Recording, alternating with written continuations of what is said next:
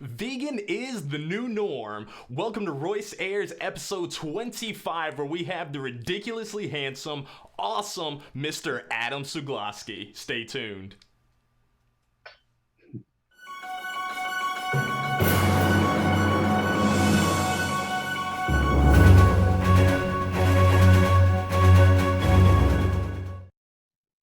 Hello everybody, welcome to Royce Airs episode 25. I hope you're having a great Friday today.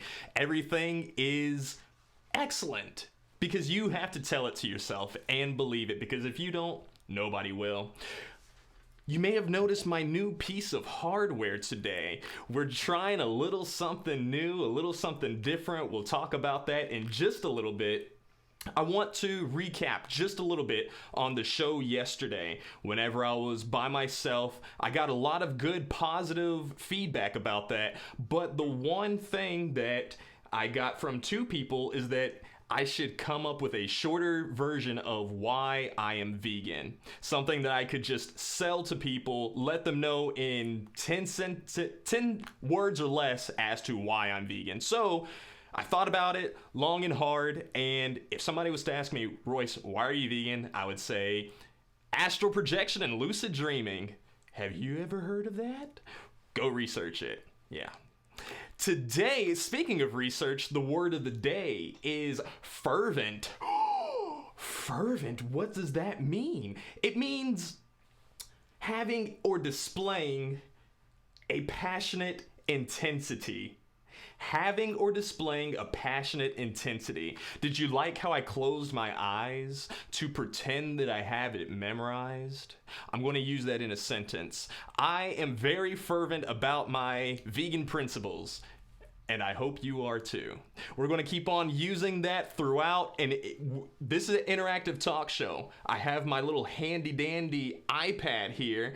You see that? That's trippy. I see myself, but I can see you all too. Be sure to interact with me and our guest today, okay? And fellas, I want to give you all a fashion tip, a little bit of advice. If you're going to go and buy your woman something nice for her birthday, for whatever it is, your anniversary, make sure it has pockets. Women like pockets on dresses and shirts and whatever it is. Pockets. You can thank me later. Let's go ahead and turn to our guest today, Mr. Adam Sugalski. Super happy to have a ghost. Oh, it's not a ghost. It's you scared me there, Adam. So glad to have you here with us today, man. Well, thanks for having me. It's an honor to be here. It is an honor to have you here. Let's check in with everybody real quick. We have some folks on here with us. Again, my iPad is acting the same way it did yesterday, where I can't click on your names to see who all's here, but I can see who's popped up in the feed. So, Miss Tamika, glad you're here with us. Doug, Amari, Adam, of course. William, glad you all are here with us, and everybody else who's trickling in. Thank you. But, Mr. Adam, tell us a little bit about yourself, man. I was born in Philadelphia, moved to South Florida when I was a young kid, went to high school in Boca, and ended up going to, I'm in Jacksonville, went to college up in Jacksonville. And after I graduated college, I ended up teaching at the university for a few years, art and graphic design. I mean, that's kind of in a nutshell. In a nutshell. It's the best way to do it, man. I don't have many super interesting things to tell if somebody was to ask me, so your stuff sounded very legit compared to anything that I can say. I'd say, yeah, I dropped out of college and I stay with a whole bunch of people, but that's neither here nor there. Tell us a little bit about your vegan journey. How did that start off for you? When I was 16 years old in high school, I was studying Eastern philosophy like Zen Buddhism. And then one day our biology teacher showed a video. Back in those days, there wasn't like the social media, so you didn't see really the inside of factory farming. We just saw a video on big agriculture and seeing the animals. They didn't even show the animals being slaughtered, just the really bad treatment of the animals in general, and then the environmental impact. And I think between studying the Buddhism, it kind of I told myself, like a sheet was pulled off my head, and I was like, okay, this is what I'm supporting. the meat industry. And so I became a vegetarian at 16. Wow. And I didn't know much about the dairy industry at that time. So I stopped eating meat, and my family was pretty shocked, to say the least, back then. For sure. I'm 46, and this was like in the 80s. 46? Yeah. So, I mean, I'll be 46 in July. You'll be 46 in July. You're going to join our technical producer, Mr. Constant. He's 46 as well and vegan. But I think you might have him beat as far as the length of time you've been plant-based. Since 16? That's amazing. I was, and I think a few years in college, I'd have to say I ended up probably eating meat because college, it was probably like a year or two. I didn't have much money in the cafeteria. So I ended up eating a little bit of meat, but then, I think in my early 20s, went back to being a vegetarian, and then eventually in my early 30s vegan. So it's been almost 15 years vegan. Wow. So. And somehow you're still surviving. Like, you didn't die. No, That's I mean, amazing. yeah, exactly. You can be healthy and everything else, as we all know. That's what I love meeting people who have done it for more than 10 years, because there is this myth that's going around, especially for whatever reason my family has fallen for it hard, that if you're vegan for a year or 2 years, or God forbid, you can't make it to 3 because you're going to end up getting really sick, you're going to get malnourished. And Adam, you look the opposite of sick or malnourished. You look very handsome. I love your hair. Your smile is good. Your facial hair is excellent. So, yeah, I hope that they tune in on this and take a look at it. I see we have some comments here. Miss Amari. Oh, yeah, thanks for reminding me. I did graduate. Well, I got my AA, my 2-year degree. I didn't get the 4-year, but she just wants everybody to know that she's not engaged to an idiot. Also, she says that Buddhism has great principles, so it really does. I feel as though Buddhism is probably the closest organized religion to veganism, just in a whole. So that doesn't surprise me. There's an article I read the other day was talking about Buddhist principles, and there's debate back and forth whether in Buddhism, you're not supposed to, like, the monks can only eat meat if it's like, because they're beggars a lot of times in these places, so they can eat meat if it's given to them, but they're not supposed to actually kill animals themselves. So there's debate back and forth in the Buddhist community. I know one of my friends is a Buddhist, and I work with, and he's a vegan too. One of the only vegans where I work. Nice. That's the way to be. You said that you two are the only vegans at where you work. Yeah. Oh, yes. That's usually how it goes. My last job working at Orlando Infinity, my fiance and I were the only vegans, and unfortunately I had to leave her behind because I just couldn't take it anymore. But it's okay. It's okay. I think it's a great opportunity though, because I always, when we do go to lunch sometimes with my coworkers, they're very considerate of where to eat. And then a lot of times when they're around me, they'll order vegan and and I tell people too, I went through my angry vegan phase where I would, like, people would almost go away from me in the break room because if I saw them eating something, I'd kind of be a jerk and say, "How's your dead carcass today?" kind of stuff like that. And that's not helpful. It's not productive at all. So it's not. Nowadays I put like Mercy for Animal pamphlets on the table, and I tell people, and they always come over and ask what I'm eating. So I show them, and so that I think it's more productive when you kind of reach across the line and be like, hey, at least try to be a vegan one meal at a time, incorporate it slowly into your lifestyle, not like a crash diet, and then you'll have more success. That's the way to do it. Honestly, I struggle with that in myself as far as being the loving vegan. I've gotten a lot better because whenever I first started, I was that angry vegan, I'm still just as passionate as I was back then, but I was extremely vocal about it. Luckily, now I have a talk show where I can at least get a lot of that energy out. Vent. Yes, I can vent. I can vent out loud publicly. People can hear me. We have more people signed in. Wow, we got quite a bit. Glad you all are here with us. Jaya, hello. Corin Sutton, one of the most beautiful, strongest, cut, ripped vegans I have ever seen. Bodybuilder. Have you met Corin Sutton, Adam? I don't think so. You will. At festivals, a lot of times you'll meet people, but like at a veg fest or so, or an Earth Day. And then a lot of times, I might have met someone and then your head's kind of spinning in those times. But actually it's funny because I've trained and taught Muay Thai full contact kickboxing for 16 years. And when I was teaching a lot, I'd be teaching like police officers, ex-Army Rangers, law enforcement and stuff like that, as well as just regular, civilians. And when they found out that I was vegan, they kind of they couldn't believe it. I'm like, for years I didn't tell them really, I didn't kind of wasn't outspoken about it. But then they found out, and when I started protesting a lot for Ringling and everything else, they kind of it was interesting how that you can be strong, physically strong and fit, and be a vegan. That's what I like. That's what I love sharing Corinne's pictures. I've shared like 2 or 3 of them now on my Facebook just to show that, yeah, I know I might not be the largest guy, but there are plenty of other people thriving on a vegan diet. And not just thriving, but going way beyond the Call of Duty as far as just muscle growth. And yeah, no one can tell him that he's lacking protein. I wanted to ask you, what do you do as far as the whole vegan lifestyle with your passions, projects, businesses? You have a resume list long on your Facebook. So just want to kind of start off wherever you see fit. Well, right now, one protest is our 501c3 official, nonprofit.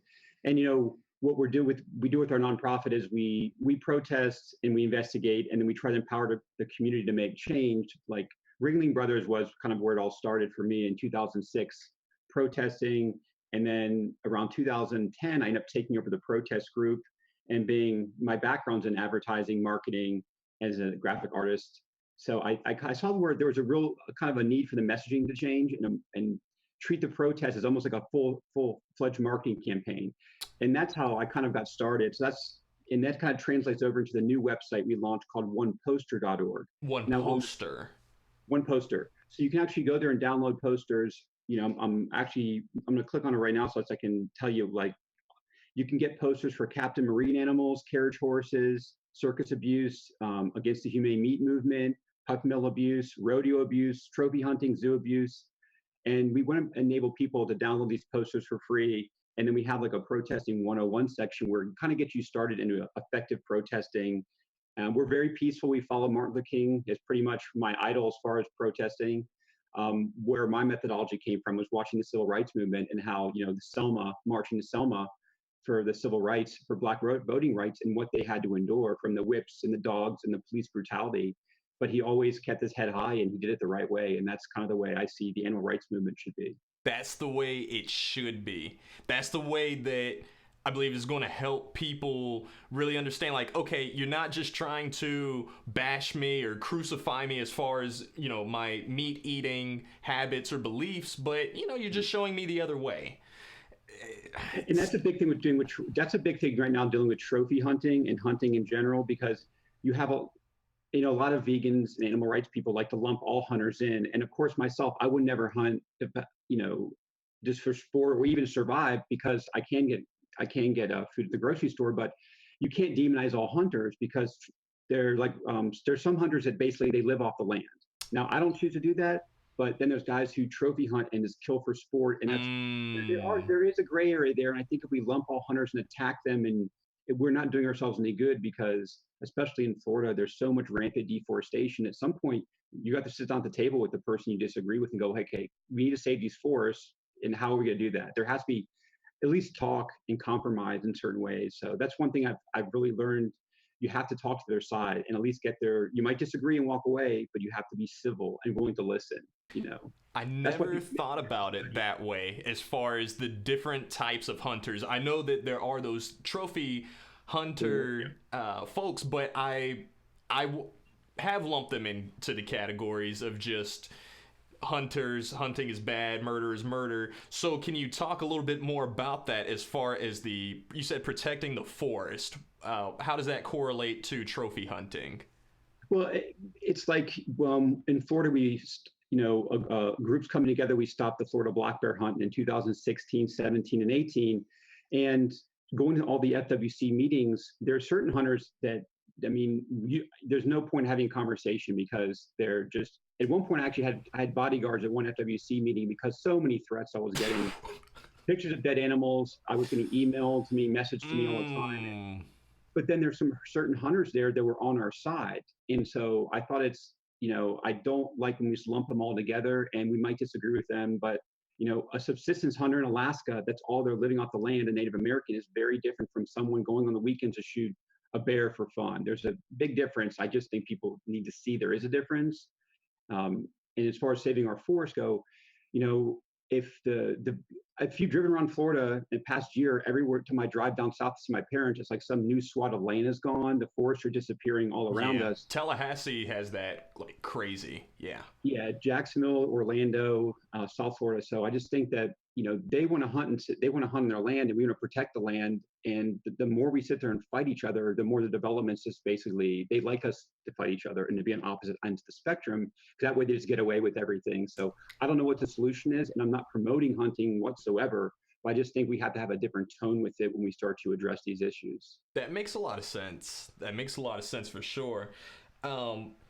Wanted to kind of check in and see about the comments.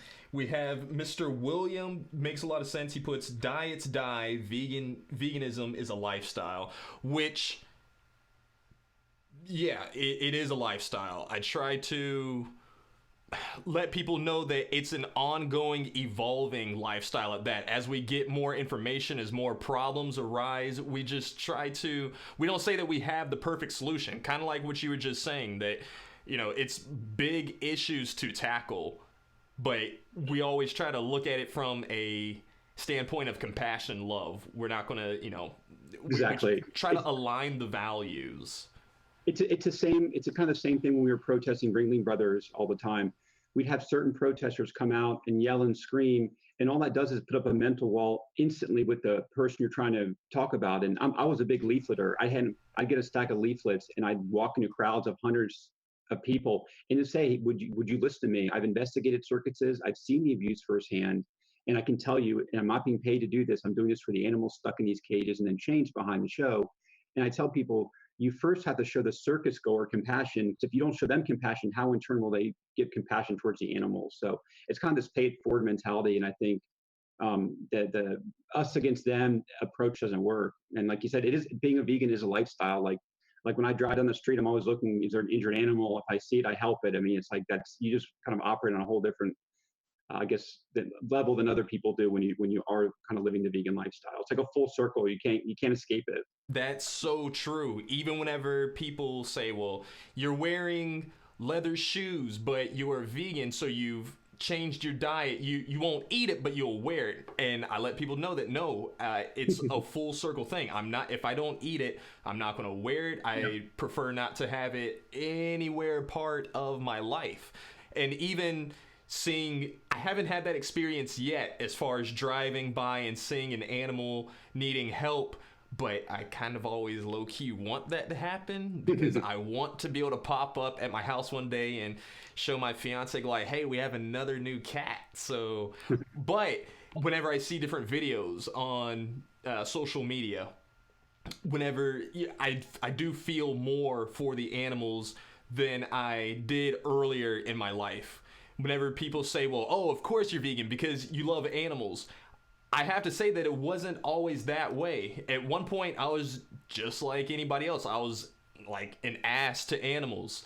They were just more commodified. It was here for my entertainment, for my food, for just whatever. I didn't take any feelings of them being sentient into consideration at all. So you're right. It is a full circle lifestyle. I wanted to ask about the bear defenders. Okay. I had saw that on your profile. Can you tell us a little bit about what that is first? Well, when in 2015, when the FWC opened up the bear hunting after over 2 decades, where they're almost wiped out of the state due to poaching and overhunting, I kind of used all my knowledge from protesting ringling for almost a decade, and basically started to learn about bears in our state. And I never done anything for bear in my life. It's all circus protesting. So once we kind of got our foot in the door and saw what was happening in Florida, we realized this is happening everywhere. And I kind of already knew it, but things, but until you really dig into the issues, you really don't know what's going on. And what's happening is there's so many government agencies around the United States, like Wyoming just is having a grizzly hunt after 20 years because they got delisted in Yellowstone 1 year ago, and now they want to hunt them for no reason than just for sport. So with beardefenders.org is we want to take an approach and dissect each state that's bear hunting and empower people to make change. And basically, bear hunting is socially unacceptable to us. It's like these animals, they're sentient beings, they're highly intelligent, and for people to go out and kill them for sport is unacceptable. So Bear Defenders is trying to really put this whole package together so we can take on bear hunting. The best defense is a good offense in our mind. We're not sitting back and waiting to stop it again in Florida. We're going on and actively trying to help other people to stop in other states. So that's kind of the goal of beardefenders.org. I'm gonna play devil's advocate for just a moment. Something that I do really well. With the whole vegan lifestyle, the hunters will come and say, well, what if I get attacked by a lion or something? That's usually kind of the go-to as far as defending to kill animals. And if an animal is attacking you, and if it becomes that life or death situation, whatever. Why were you in that situation in the first place? We won't ask that. But as far as bears go, they're physically superior to us as far as swimming and climbing and running, and their teeth are larger than ours. Their bite is harder than ours. They can rip us apart, but they don't have that mental capacity to kind of sit back, and I don't know if they would have the same compassion for us that you all are having for them. So as far other than them being a life force, is there another reason as to why you all are defending the grizzly bears? Well, you got to break down. You can't lump all bears into one because they're very different eating habits from bear to bear. Like, polar bears are primarily carnivorous because where they live, there isn't vegetation. Now you get grizzly bears, and they're still mostly vegetarians, but they can eat elk, and they can eat fish, salmon runs, and stuff like that. Then you come down to the black bear, which are 85% vegetarians, and only 5% of their diet supposedly comes from meat. And and black bears will pretty much run away from you if they're protecting their young. That's one thing. That's don't get between a mother and her cub. But bears are not aggressive like people think, and it's kind of debunking this myth of grizzly bears and black bears. And that's one of our kind of missions, because hunters like to propagate these stereotypes of bears as being this voracious carnivores, but that's not the case. It just gives them more leverage, and they keep talking, they keep drinking their own Kool-Aid on the bears and stuff. It's like, it's not true. I forget the exact statistic, but in the lower 48 states, I don't think a black bear has ever killed anybody. People have been injured, no doubt. But you're saying bears are dangerous. Look at the human violence on human violence.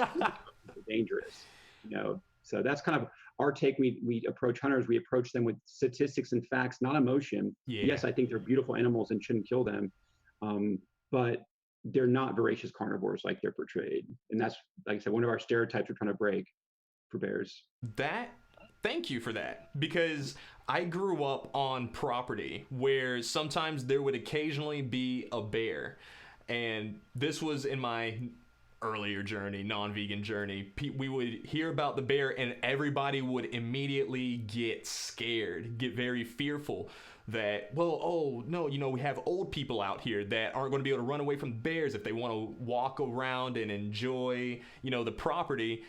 How are they going to do that knowing that there's a bear roaming around here that they're going to get attacked? But I had the picture that was painted in my mind was that bears will attack, that they pretty much just eat meat, or if we want to go by Winnie the Pooh, they eat honey. That's, we know that's not real. But I really did think that they ate pretty much just meat. But to learn that's definitely... They're powerful creatures, no doubt, and intimidating. One of my friends, which I work with during the bear hunt, his name's Chris Norcott. He's he's a world famous bear photographer and wildlife photographer, and he spends a lot of time in the Appalachian Trail with black bears. And he's told me countless stories. And if anyone looks him up, he's the real deal. His photography, Chris Norcott, is amazing photography. And he's actually told me, because he's been there so long, he's got relationships with bears. And he's had a mother lead their cubs with him while she went off foraging. The cubs kind of sat around them, and And then she came back and they left, and he's been there, and he's like, yeah, what these hunters say about bears is just not true. And this is from someone who's around them. Wow. But he's not holding a gun, he's holding a camera, and he's showing the beauty of these animals.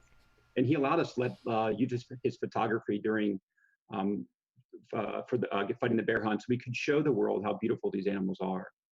Wow. There's so much deprogramming that I guess has to happen with everything. And it's so crazy how deep it runs, because I'm excited now to actually do a little bit of research about bears, and just kind of, I had no idea that they mainly were vegetarian, except for the ones that, you know, like the polar bears. They have to have the fish because that's what's in their environment.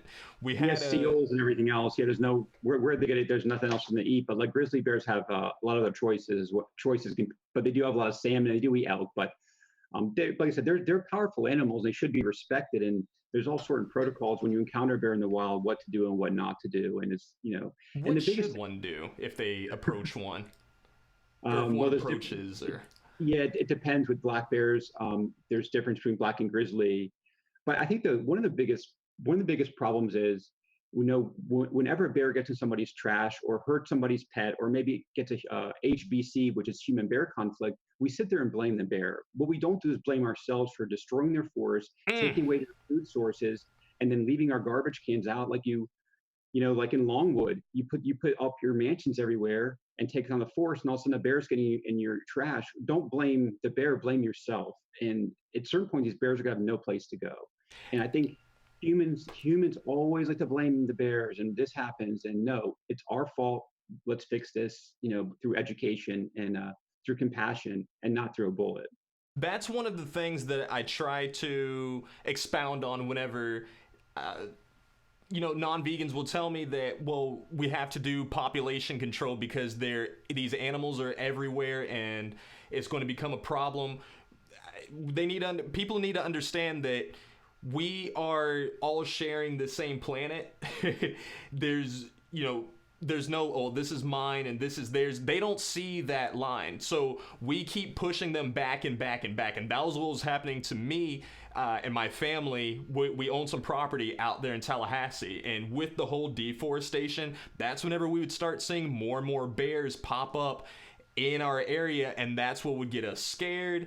And because they just kept getting pushed into our area. We weren't actually in the Appalachian forest there, but we were very close. Okay. And now I don't know how many different species are out there, but I'm excited to actually go out there and visit. I'm sure your friend would actually like to take the camera out there. You could get some pretty good photos out there. It's beautiful.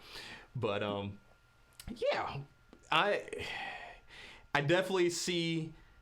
You've given me a whole new perspective on bears, for sure. Well, one thing I think also too, which, you know, there is some truth to managing wildlife population by whatever you call a culling or a thinning of the herd, because when you have, you know, bears are not like deers, and you know, deer populations are managed by predators, like natural predators. But when we kill off predators, then the hunters kill them off, and all of a sudden the deer populations get too big, and then you do get sick, and you get sick populations of deer. It can happen through overpopulation. Then the hunters justify that after they've killed the predators off. But then with bears have what's called delayed implantation. So when the bears get pregnant, the eggs actually don't fertilize yet. They kind of sit up in the uterine wall, and if conditions are harsher, that their food sources aren't around, bears might actually basically not have a cub, or have a very small litter of cubs. So nature has built in a system for bears to manage their own population. So I think Mother Nature does a much better job than a bunch of trophy hunters going out on pretty much these trophy hunts, especially here in Florida, which is very unregulated. I mean, you had to check your bear after you killed it in 2015, but there's actually no officers in the field making sure that people weren't baiting or poaching or shooting cubs and leaving them there. So there's a lot of that we have to work on here in our state to fix some of these issues. So whenever people talk about population control with animals, as far as the justification of killing them, are there any instances at all that you justify? Like I said, at the deer populations, and you know, I'd like to give a specific example, which I don't have one in front of me or research it, but I know there are examples of where deers can get overpopulated. because there are no predators because we've killed off the predators. So once again, we cause this whole problem, and then the solution is killing the animals, which does have to happen. I saw in one place, I don't know if it was up north somewhere. They were having deer problems. So what happened was the agency, instead of having a hunt on them, they actually hired they hired like professional like sniper people to go out and only kill a certain amount. So these are like professionally trained, call them, hunters, snipers. They took out some of these animals, but in a very like methodical way.